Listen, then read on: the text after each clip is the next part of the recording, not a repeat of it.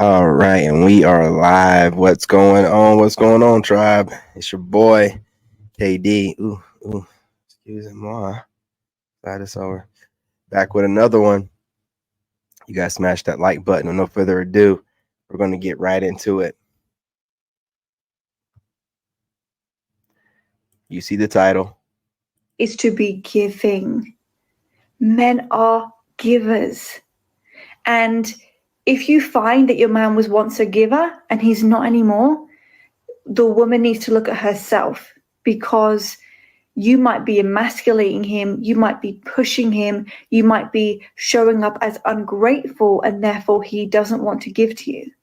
Or if the man never shows up as a giver, he might not be that interested. But let's just watch this video together. Okay, here we go. Men are givers. Complete stranger.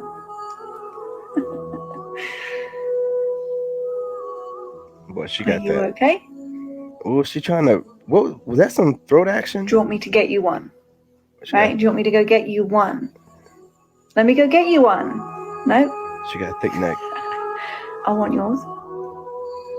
Are you okay?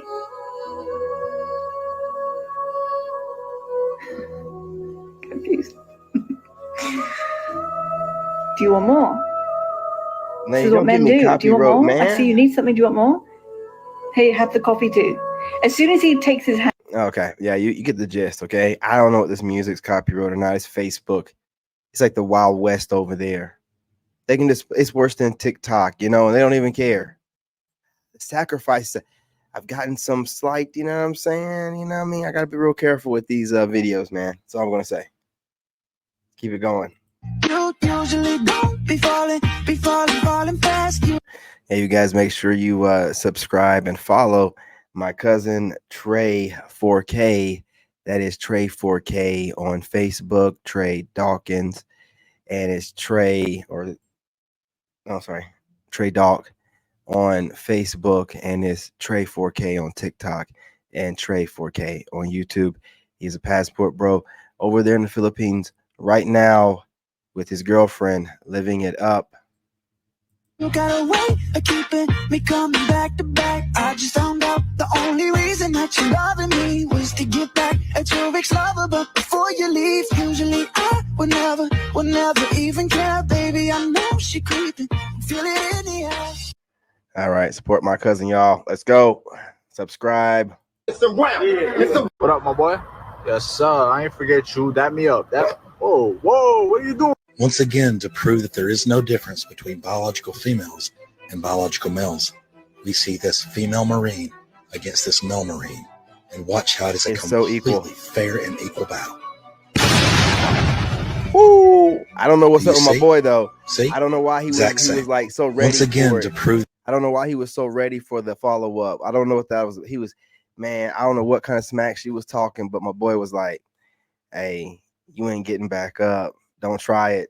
Don't try." Another creator on here told me this about men, and it changed mine. So if you're a girly who's wondering why guys aren't responding to her, stick around. A lot of times when I approach men, I don't get the response that I think I'm going to get. We'll have super good conversations and everything will go really well, and then nothing happens after. Until I started saying this one thing, and that is, I'm flirting with you. Find a way in the conversation to fit in those exact words. I like it can be something like, oh my goodness, I had no idea how much fun you would be when I decided to come over here and flirt with you. Or maybe, oh my goodness, flirting with you is so much more fun than I thought it was going to be. Or I'm glad I took a chance and came over here to flirt with you. I'm learning that a lot of men don't want to assume that a woman is coming on to them. And a lot of times they really don't want to make the person who they're talking to feel uncomfortable. And this can eliminate a lot of the guesswork for them. Yes, and yes. Thank goodness there are more and more women out here that are actually listening to what men are saying. I love this approach because even though it's not quite as bold as saying, hey, I'm interested in you, here's my number. You ladies, I'll let her cook. You definitely don't have to be as bold as to say, here's my number, but cute, feminine ways of letting a man know that you're flirting or you're interested will definitely pick up on. And if he doesn't pick up on it, then he's not worth your time, right? is very clear, very obvious. It's not hinting. It's actually forming words and communicating that you're purposely flirting with him. I absolutely approve and agree with this. Another creator on here told me this about men, and it changed Absolutely. mine. So if you're a girly who's wondering why guys aren't responding to her, it's a very direct, indirect way of getting your point across, because flirting is so casual. You could even tell them that, you know, you're crushing on them. And then that way you open the door so we can go ahead and be like, oh, you're crushing on me. Oh, what's going on? I'm crushing on you. You know, I'm glad you said. Or, you know, if he never met you before, be like, oh, it's so adorable. How are you doing? It can open the door. You never know. Okay. Y'all are super aggressive. Why don't y'all go ahead and put that aggressive nature to good use in a feminine way? Because the fact is, it hits different when a woman says it. So here we go.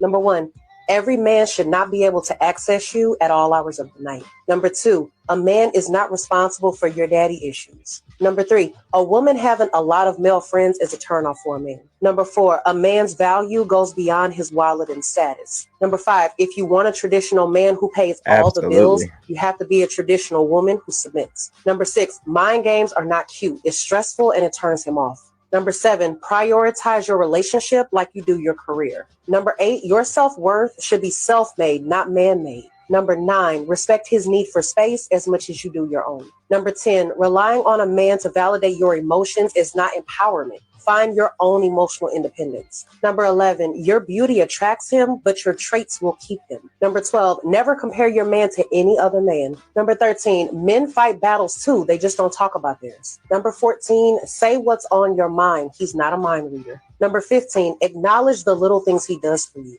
Number 16, respect the privacy of your relationship. Number 17, don't say you forgive him just to then bring it up in every argument thereafter. Oh, man. He will start to resent you. Number 18, if you love him, love his flaws too. Number 19, saying I'm sorry and actually meaning it is a major turn on for him. Number 20, accountability builds his trust for you. Number 21, jealousy is not sexy. Number 22, saying it's fine when it's not will eventually, because the fact is, it hits different when a woman says it. So here we go.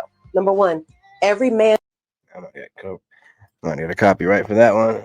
A couple that I helped a couple of months back in regards to the relationship, right? And I knew that it wasn't going to work.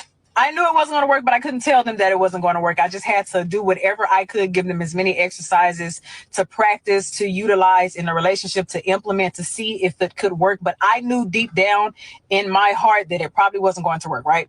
And I'm only saying this because I know a lot of times women feel like they can do no wrong.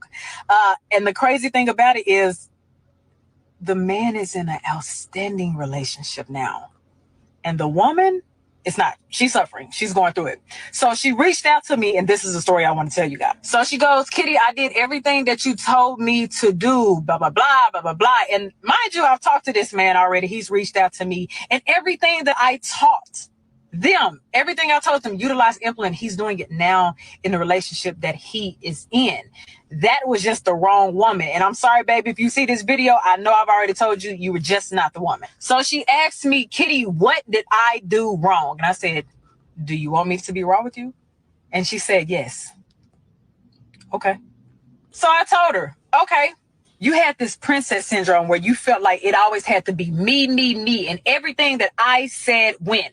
And that if I was not right, he was not going to be happy. You belittled him. You emasculated him. I said, you didn't watch your tone. You reacted before you responded. You didn't take time to comprehend what it was that he was saying. And he heard you nagging instead of actually listening. You waited to play that number plus one game. Okay, this is a number of things that you have done to me that he's telling you. And then you say, well, this is a number of things that you have done to me plus one. You had a warped mindset to where you believe that, hey, it's going good right now, and I need a little bit of attention. So bad attention is better than no attention. Instead of understanding that now you are transitioning into a healthier space. So there's going to be peace. It is going to be serene, but you didn't know how to adapt to peace and serenity because of your chaos from your childhood and your past traumas. You brought those into this relationship and you blamed him for the mistakes of your partner. I asked her, do you want me to continue? Because the list can go on. And everything that I told you to do, as you're saying you did it, you did not.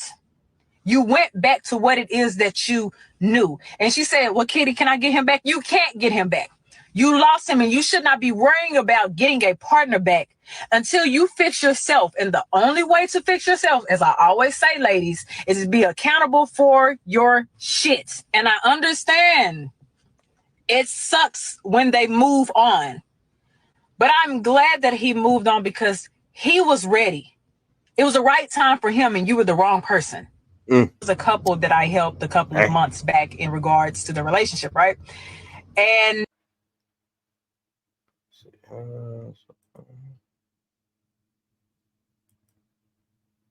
my homegirl a couple of weeks ago, she called me during lunch. Baby, let me tell y'all something. I am a foodie. I do not like answering the phone whenever I'm eating because I love. You gotta smash that like button. Hot. But if I smash that like button. Her name is Kitty Rose, if you don't know. Love you. I'll take the phone call. She's upset. She's screaming. She's crying. She's mad. She goes into why she's upset. Then she starts kind of spiraling. She starts saying, you know, I don't need him. Talking about her husband. I don't need him. I can do this alone. I can leave him right now. I'm going to leave him. Blah, blah, blah. All right. Each time that she had a break in that rant that she was going on, I tried to speak. She wouldn't allow me. Shout out to my cousin for sending this over. I appreciate you. That was very sweet of her. To speak. My friends already know. I'm the person, I don't like to therapize my friends unless I absolutely need to. But I am really big on helping people understand that sometimes when your emotions are so high, it clouds your judgment and you say very irrational things and you act irrationally. Now, granted, as I'm listening, I realized that what he did, it didn't warrant this reaction. This is something else that's going on. She's going on a deep end, okay? And like I said, I like my food to be hot. So I'm eating, I'm listening, but I really don't like to be disturbed when I'm eating. So I'm like, all right, hold on, honey. You're going to let me speak? You're going to give me a little moment? I'll let you vent. Like at this point, this is over 30 minutes. I've let you vent. I've let you get it out. Do you want me to say anything? And she's like, no. She's like, I already know what you're going to say. No, I don't want to hear that right now. Okay, that's fine. I've listened to this conversation. I've listened to you speak and run in circles. And not one time, because it seemed like every time you got quiet, you wanted me to interject. That's what it seemed like to me. But then when I did so, you start talking over me. So I told you, you know what? I'm going to let you figure that out. Whenever you're ready to have a conversation about this and actually work towards a solution, you can call me. But as of right now, I'm going to enjoy my food boundaries. Now, to get to the point, after a couple of days passed by, once, you know, she's kind of like resolved in her mind, her temper was better. She was able to actually process things. She calls me. Unfortunately, the damage was already done in her marriage. But she calls me and she says, I need your help. Okay. All right. Now we're working with something. Now, let me make sure that I have the capacity to be able to help you. Luckily, that day I did. So she was like, in this situation, Kitty, what would you tell a couple? Okay. The main thing is that she kept on saying that she didn't need her husband. My first go-to is, did you tell him that? Did you tell this man and you didn't need him? She says yes. Oh, she don't need no man. Jesus. Okay. How did that go? What was his response? He blew up. Okay, well, if you don't need me, I don't need to be here. They ended up sleeping in separate beds that night, didn't talk to each other for a couple of days. So then I asked her, okay, do you feel like you don't need him? I don't need him. I don't need him. I can do this alone. I'm independent, blah, blah, blah. All right, cool. So leave him. That's not the answer I wanted, Kitty. Well, stop saying that you don't need him. You married this man. This is your partner in life. Stop telling your spouse that you don't need him. This is your husband. So if you don't know, I'm all about perspectives. So let's look at different perspectives. All right. You say you don't need your husband. All right. You got friends? Yeah. You need your friends? Absolutely, I need my friends. Okay, why do you need your friends? We go down a list. They're my support. Whenever I'm going through things, I can talk to them. We share memories. We laugh together. We go through life together. All of that. Okay, you need your friends. Do you have those same moments with your husband? I heard her smack her lips. No, let's be for real. Let's be for real. Do you not share laughter with your husband? Do you not get through life with your husband? Do you not get different perspectives and advice and support and encouragement and things like that from your husband? Yeah. In that moment, you didn't. Or am I mistaken? She goes, in that moment, I didn't. I felt like I wasn't getting the right amount of support. So you just completely cut off your husband and say you done with him. You don't need him because in a moment he had something that pushed against or maybe in a moment he had a just whatever, just human fault, because we're human. He had a moment where he couldn't be the support that you needed. But whenever you're